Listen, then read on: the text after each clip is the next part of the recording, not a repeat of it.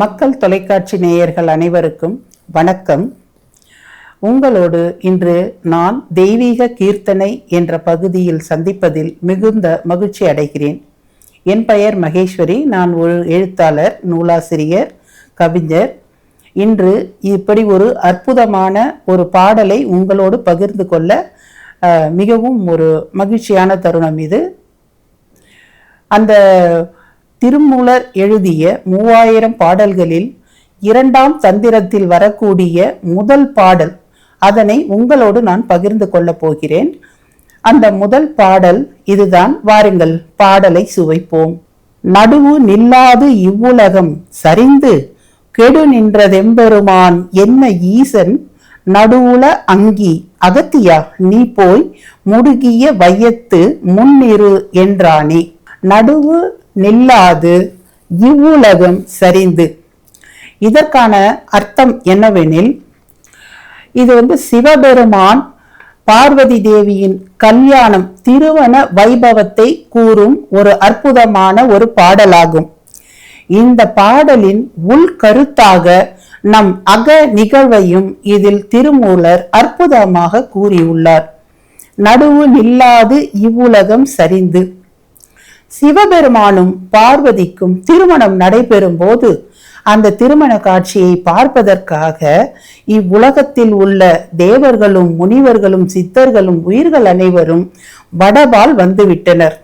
அப்படி வரும்பொழுது அந்த வடபகுதி தாழ்ந்து தென்பகுதி உயர்ந்து விட்டது. கனம் தாழாமல் வடபால் தாழ்ந்து தென்பகுதி உயர்ந்து விட்டது.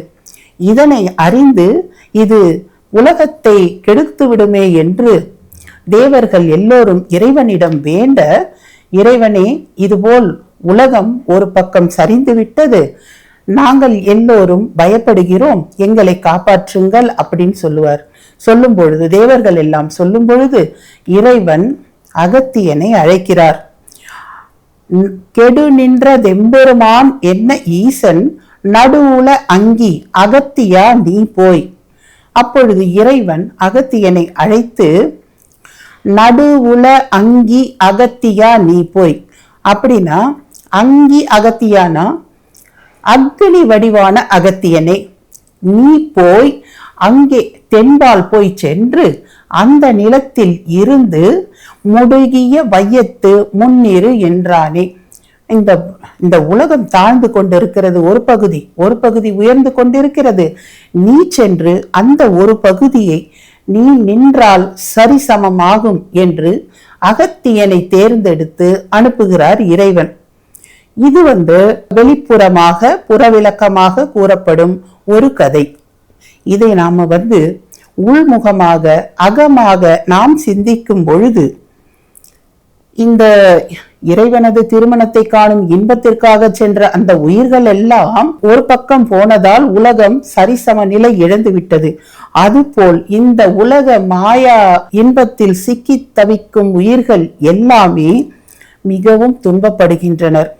இந்த துன்பத்தினை, மக்களின் உயிர்களை எல்லாம் காப்பதற்காக இறைவன் அக்னியாகிய அகத்தியனை தேர்ந்தெடுக்கிறார். ஏனென்றால் அகத்தியன் நம் உடலில் உள்ள 6 சக்கரங்கள், மூலாதாரம், சுவாதிஷ்டானம், மணிப்பூரகம், அநாகதம், விசுத்தி, ஆக்ஞா, சகசிரகாரம் என்று நம் உடல் முழுவதும் உள்ள 6 சக்கரங்களில் இந்த மூலாதாரத்தில் அக்னியை வளர்ப்பவர் அகத்தியர். அவருக்கு மட்டுமே அந்த சக்தி உள்ளது. இதனை அறிந்த சிவபெருமான் நம் உடலில் இருக்கும் உயிர்கள் சமநிலை தவறி வழி தவறி போகும் பொழுது நீ சென்று அங்கே மூலாதாரத்தில் அக்னியை வளர்த்து அந்த மூலாதாரத்தில் ஒழுங்கிக் கொண்டிருக்கும் குண்டலினி சக்தியை மேலெழுப்பி, அதாவது யோக சாஸ்திரத்தில் தலையை, உச்சந்தலையை வடபாகம் என்றும் உடலின் அந்த கீழ்ப்பகுதியை தென்பாகம் என்றும் குறிப்பிடுவர்.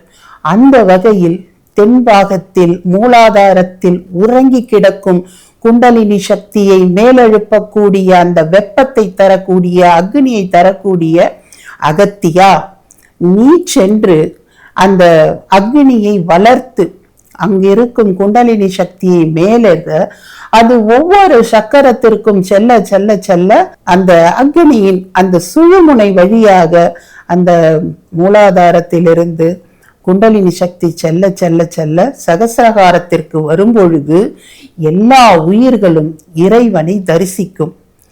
அப்படி தரிசிக்கும் பொழுது இந்த உலகம் எப்படி சரிசமமானதோ இந்த உயிரும் சரிசமம் அடையும்.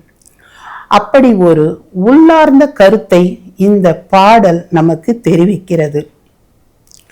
இறைவனின் கருணையால் ஒவ்வொரு உயிருக்குள்ளுமே எப்படி நோய் வந்தால் நம் உடலில் உள்ள செல்கள் தானாகவே வெப்பத்தை உற்பத்தி பண்ணி அந்த உடலில் உள்ள நோயை தானாகவே சரி செய்யுமோ, அது போன்ற நுட்பமான பல விஷயங்களை நம் உடலில் வைத்துள்ளார் இறைவன். அப்படி இருக்கும் பொழுது நம் சிந்தனையில் தோன்றும் ஒவ்வொரு விஷயத்தையும் ஒவ்வொரு சிந்தனையையும் இந்த உலக நன்மைக்காகவும் நற்செயலுக்காகவும் நாம் சிந்திக்க வேண்டும். அப்படி சிந்திக்கும் பொழுது நமக்குள் இருக்கும் அந்த அக்னியானது மேலெழ தொடங்கும். ஏனென்றால் நல்ல எண்ணங்களே நல்ல அதிர்வுகளே நம் உடலில் நல்ல விஷயத்தை நல்ல ஆறாவை உற்பத்தி செய்யும். ஒரு மனிதனுக்கு உடம்பு தேவை. அதாவது சித்தர்கள் சொல்கிறார்கள் இறைவனை ஆன்மா சென்று அடைகிறது என்று. அந்த ஆன்மா எப்படி இறைவனை சென்று அடையும்? இப்பொழுது ஒரு கடலில் ஒரு ஏரியிலோ குளத்திலோ இந்த பக்கத்திலிருந்து அந்த பக்கம் செல்வதற்கு கரையை கடப்பதற்கு ஒரு படகு எவ்வாறு தேவைப்படுகிறதோ அது போல ஒவ்வொரு உயிருக்கும் இந்த பிறவியின் இக்கரையிலிருந்து அடுத்த கரை வரை அவை எல்லாவித வினைகளையும் அனுபவித்து செல்ல இந்த உடல் தேவைப்படுகிறது. இந்த உடலை நாம் பேணி காப்பாற்ற வேண்டும். உடலை வளர்த்தேன் உயிர் வளர்த்தேனே அப்படின்னு சொல்லிட்டு திருமந்திரத்துல திருமூலரே சொல்லி இருக்கிறார். அந்த உடலை நாம் வளர்த்து வளமாக நோயின்றி காக்க வேண்டுமெனில் நமக்குள் இருக்கும் சக்தியை நாம் தெரிந்து கொள்ள வேண்டும், அறிந்து கொள்ள வேண்டும். நமக்குள் இருக்கும் ஆன்ம ஒளியானது இந்த ஒரு வடபால் தாழ்ந்து தென்பால் உயர்ந்தது போல நமக்குள் இருக்கும் எண்ணங்களாலும் ஒரு எதிர்மறையான சக்திகளாலும் நமக்குள் இருக்கும் அனைத்து சமநிலைகளும் தாழ்ந்தும் உயர்ந்தும் ஒரு சரிசமமற்ற நிலையாகிறது. எந்த குழந்தை பிறந்தாலும் எந்த ஒரு கள்ளம் கபடமின்றி தான் பிறக்கிறது. அதற்குள் எந்த ஒரு பாகுபாடும் கிடையாது, எந்த ஒரு வேறுபாடும் கிடையாது. ஆனால் இந்த சமுதாயத்தில் வளர வளர வளர தன்னை சுற்றி நடக்கும் எல்லா விதமான சூழ்நிலைகளை எல்லாம் பார்த்து கொண்டு வரும் அந்த குழந்தையானது ஒரு ஆன்மாவுக்கோ உயிருக்கோ எது சீக்கிரமாக ஈர்த்து கொள்ளும் என்றால் இந்த சிற்றின்பம் மட்டுமே. பேரின்ப நிலையான இறைவனை அடைவதற்கு முன்பு இந்த உலக மாயையாகிய சிற்றின்பத்தில் இந்த உயிர்கள் எல்லாம் திளைத்து பலவிதமான கர்ம பயன்களை எல்லாம் அடைந்து அனுபவித்து அவையெல்லாம் அழகாக நேராக இறைவனை சென்று அடைய வேண்டும் என்றால் நமக்குள் நம் அகத்தினுள் இருக்கும் அந்த தீயை வளர்ப்பதுதான் என்றென்றும் சிறந்தது. அகம் பிளஸ் தி, அகத்தி. அன் என்ற சாரியை விகுதியை சேர்த்து அகத்தியன் என்று அந்த அகத்தியனுக்கு ஒரு குறியீடு கொடுத்திருக்கிறார் இறைவன். இறைவனின் சீடன் அகத்தியன், தமிழ் காப்பாளன். இந்த சித்தர்களுக்கு எல்லாமே தலைவனாக விளங்கக்கூடிய அகத்தியர் என்றென்றும் நம் உள்ளே இருந்து நமக்குள் மூலாதார சக்தியிலிருந்து குண்டலினி சக்தியை மேலேற்றி நம்மை என்றும் செழிப்பாக வளர்த்து காப்பாராக. நன்றி.